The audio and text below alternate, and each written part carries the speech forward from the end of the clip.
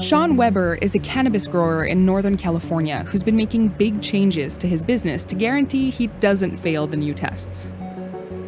What kind of regulations were imposed on your business before in terms of pesticides and in terms of making sure that the weed was, not very risky?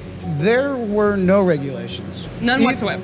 We knew this was coming, so we had to get ahead of the game. In order to get ahead of the game, you have to play with all these organic pesticides that you don't know what works. It's taken a long time to actually get to the point where we know this and this and this in combination will take care of this problem. And there's been failures. There's been crops that we've actually destroyed by using a product that we hadn't tested before. And it's part of the learning process. Okay, but is your weed testing clean now? Yes. Okay. Absolutely. Okay, so you're ready. We are ready. Sean's been working on marketing to appeal to weed connoisseurs on the legal market.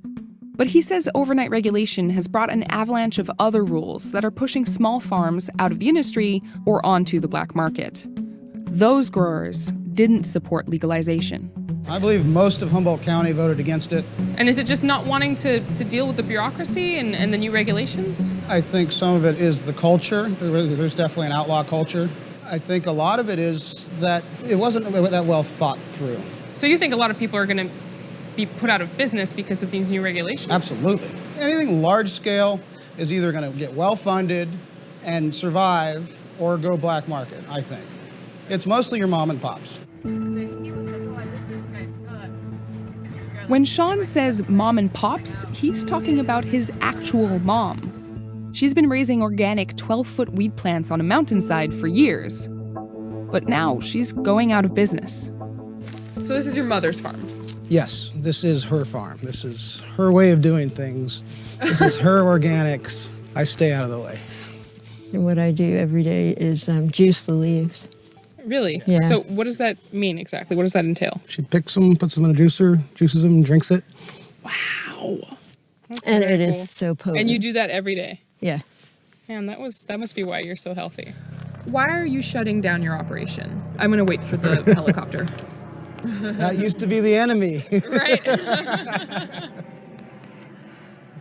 Well, basically for financial reasons. You Okay. know, the laws have made it so that in order to continue, it's just out of bounds. It takes a much larger operation to do it, and I believe that we will end up selling it to somebody that's going to come in here with the means to probably grade a huge portion of this and put it in a giant farm.